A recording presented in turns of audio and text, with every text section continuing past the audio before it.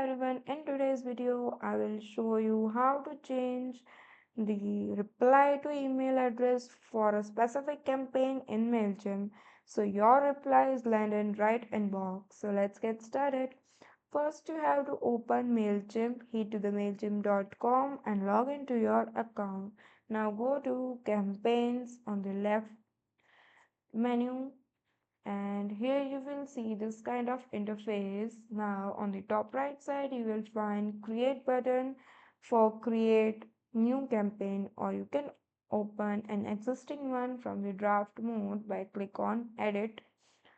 So you will see a form will appear. Now you just have to scroll down and you will find setting and tracking option. Click on edit and you just have to check the checkbox which says use inbox to manage reply.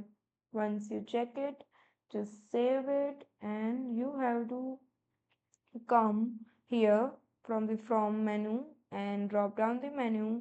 You will see from name and from address option.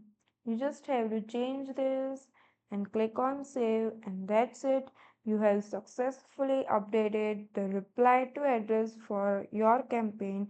Now all replies will go to the email you selected. So that's it for today. Thank you for watching.